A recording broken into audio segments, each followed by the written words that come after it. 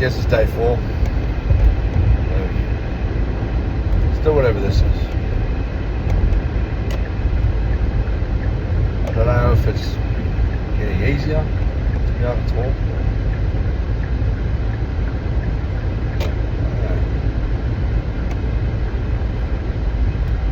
Kind of finding it hard to think of things to talk about with it being sort of a daily thing. I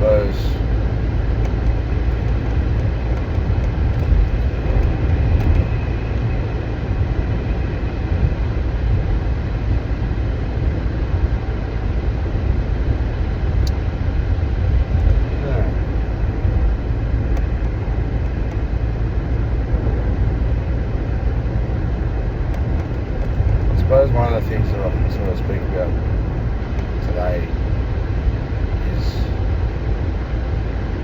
the baby, our littlest guy.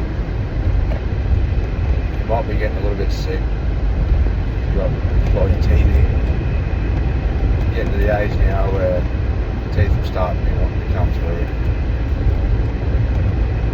So his sleep hasn't been great. He doesn't want to be put down. Like I said yesterday.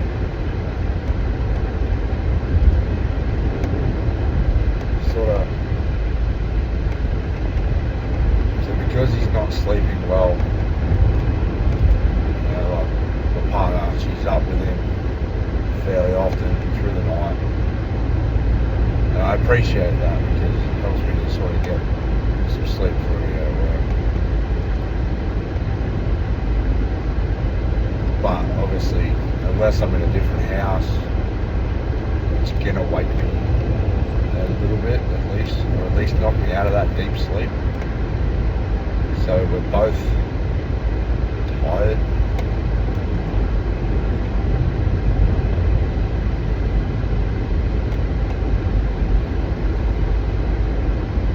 I think even when you're both tired, to be able to, one of you needs to be able to be that person, I suppose, to sort of pick up the mood, remind your partner, whether it's your business or if it's your wife, remind them that it'll get better eventually. Remind them that you're there for them.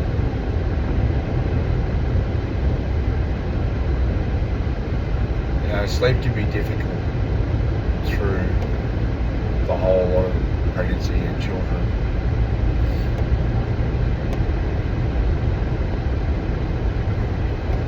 And no matter what my missus sort of did,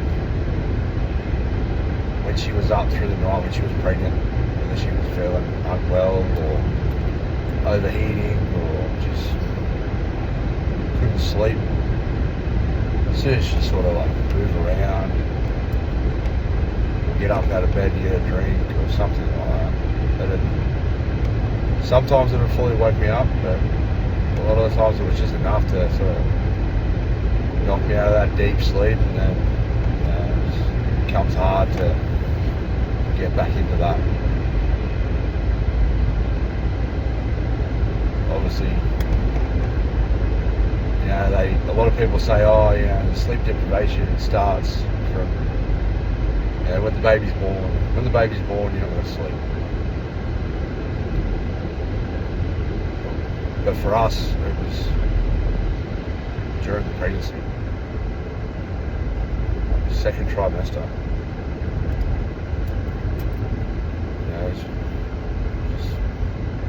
That was when the sleep sort of started to be affected. I think a lot of people don't expect that either.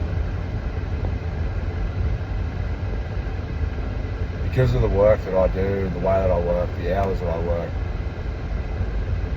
I don't get a great deal of sleep anyway. It's like 5 or 6 hours a night. You know, they do these studies that, if you're only getting this much sleep, you know, long-term effects. Yeah, but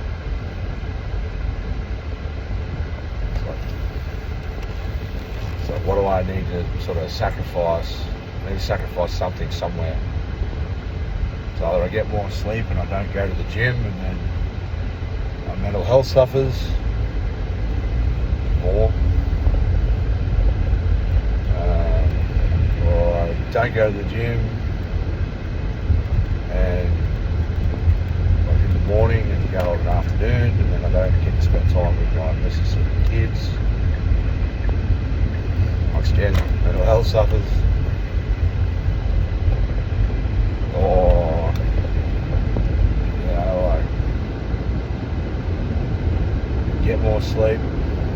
It's just not enough hours in the day. I say that to people and they go, oh, yeah, it's huge hours, blah, blah, blah. You don't really be scrolling on your phone or watching TV. You know, you've got time to watch TV. No, I don't. No, I actually don't. And for a lot of people, they don't either. And I don't spend a great deal of time on my phone when I'm at home.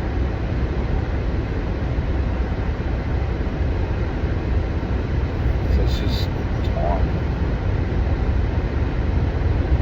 That sleep is always affected somewhere. And it will. And then, so during the pregnancy, sleep is already starting to be affected for both of us. We're both already tired. Mrs. is exhausted because she's literally growing a human. And then she's not sleeping properly on top of that. She was nauseous, so she wasn't getting a decent amount of food, or the food that she couldn't keep down wasn't exactly nutritious. So it was exhausting for her. So there was days where she just couldn't do much. She was still working. So she'd go to work, but then there was times where I'd have to step up and just do everything in the afternoon. It was rare. She always tried to help. She always did the majority of it, but you know, I still had to be able to do that. Be able to do the work that needs to be done to keep the house running as smoothly as possible, to keep her from stressing about the house, stressing about the kids.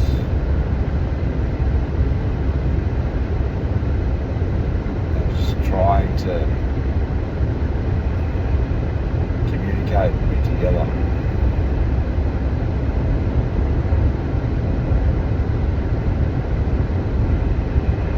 Anyway, after the pregnancy and the baby was born,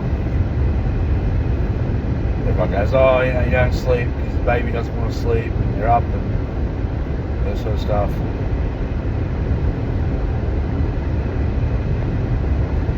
When our baby was born,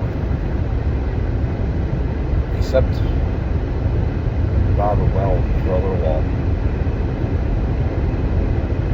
From what I remember. Yeah. But I think the big problem that I had with my sleep then was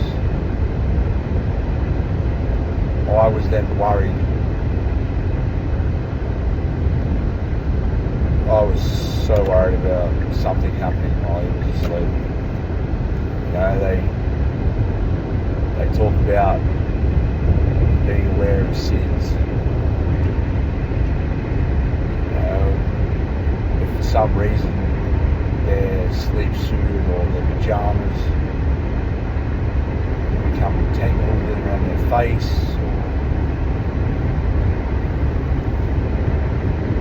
there's just because he was in the bed with us. Like, we had a co-sleeper, and like he had his little barricade around us and everything. But I was still so worried that something was going to happen to him during the night. So I'd sleep for an hour and I'd wake up, sort of freak out a little bit, roll over, and he was on the far side of my missus on the bed.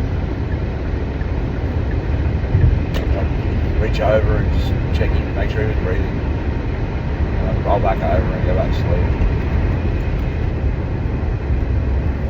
And then, same thing, another hour later, wake up and check him again. And that went on for days, weeks in. And then, I don't know, I think I just was just too exhausted to do it anymore. And I slept through. I think it was a night that he didn't have a very good night sleeping. Like, this was up with him a fair bit. I sort of woke up and I panicked. What have I done? Well, I haven't checked him. What if he's not okay? I did. I felt so guilty that I just hadn't woken up.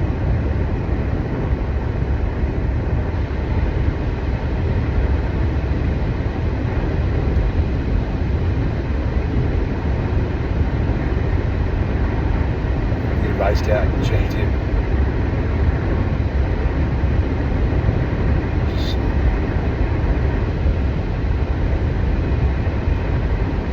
Felt so guilty.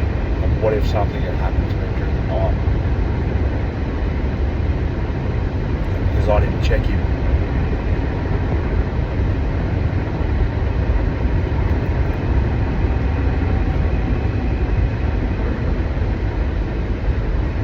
Yeah, it was hard. I don't know if that's just a me thing or if it's something that a lot of dads, especially new dads, sort of encounter. But it was definitely a problem that I have and still have. Just worrying that something's going to happen to him during the night.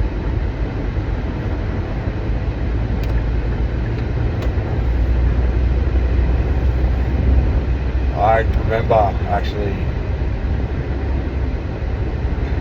sort of, as he got a little bit older, he would have been maybe a couple of months old, and I playing around with him, and I sort of holding him up to my chest, and I just sort of fell back. I was on the bed, fell back onto the bed, and I just couldn't control my fall. And his little head sort of, obviously at that point he didn't really have the neck muscles to keep him up. His little head sort of just bobbled around a fair bit. And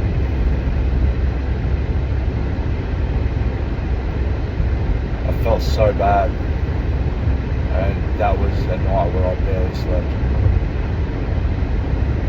Because at that moment I straight away thought, what if I've just injured him?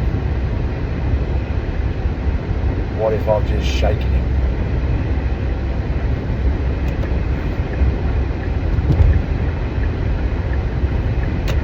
I read a thing about, obviously you don't shake babies. And I hadn't done it on purpose. I hadn't, I didn't even shake him. It was just a little sort of jolt as I sort of come to land on the bed.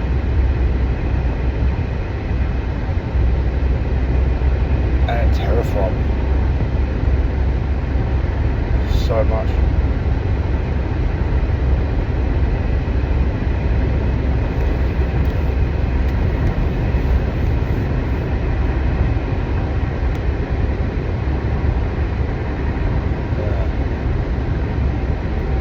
Then they started to get older. go through their sleep regression, 4 months or whatever they call it. You know, it's starting to get teeth coming in, you're not sleeping well. Some nights are better than others, but still some nights are just really not good. I guess that's the that's going to be the theme of it today, is just you need to be able to get that kind of a sleep.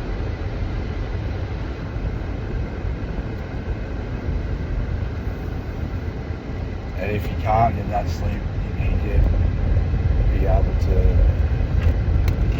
keep calm and remember that you and your partner are on the same team. As annoying as you can both get when you're sleep deprived, as annoying as your children can get if you have other children, older children, as annoying as your boss can get, or your co-workers, or just anybody, all that annoyance is heightened by that sleep deprivation, and you just need to try and understand that that's what it is from. There could be other underlying issues, but right now I've snapped, not so much at my partner or the kids, but at myself. Become very annoyed with myself with some things, and I've noticed it's worse when I'm very tired, work a lot of hours, don't get much sleep, still trained in the gym. It's tiring, and then I don't do something right, or forget something, become very annoyed with myself.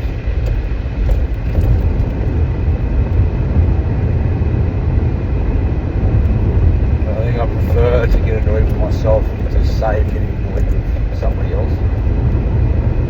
There's been times where I've snapped at fellas at work. You know, my bosses, I've snapped at them purely just because I'm so tired.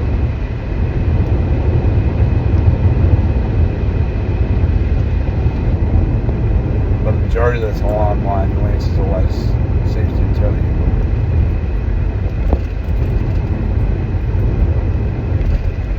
And I've never really spoken about that either.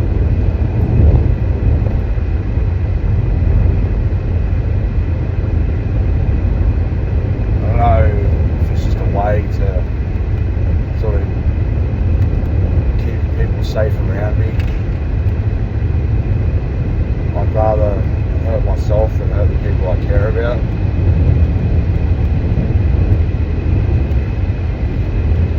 But at the end of the day, I'm still hurting myself. Still hurting somebody.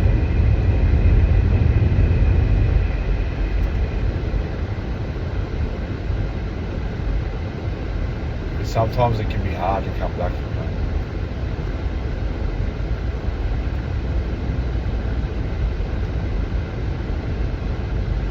We all know sleep's important.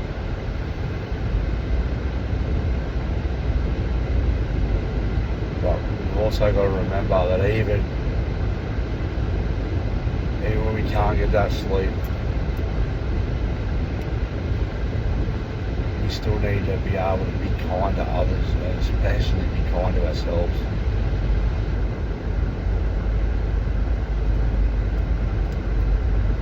Something I'm trying to be better at. Trying to work to be better at that.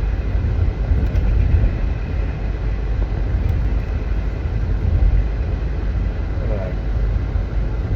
I need to come up with like a name or something for what these are.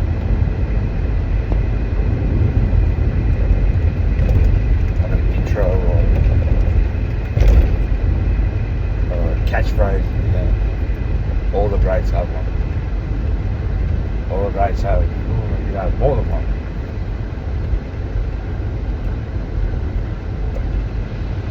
not like this is. I don't know what this is. Still don't know what this is.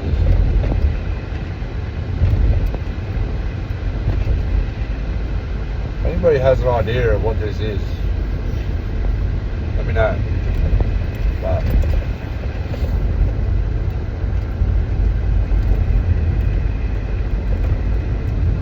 we'll accept ideas for catchphrases as well. So,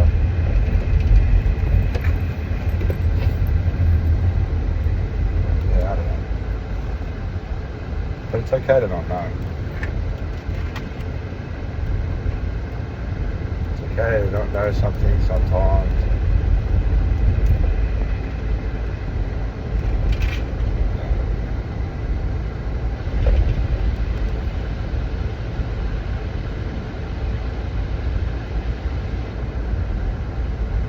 Gotta remember, stay safe and look after each other. Maybe that's it.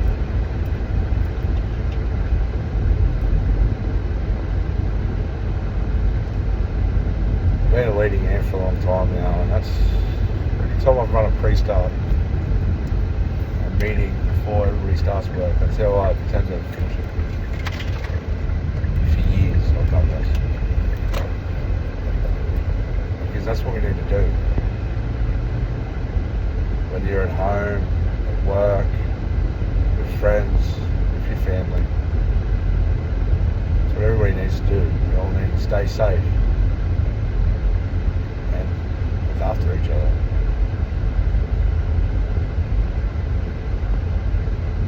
The more people looked after each other, it might be a better world.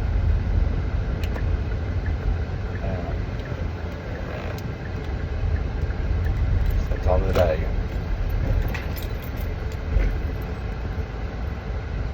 See ya.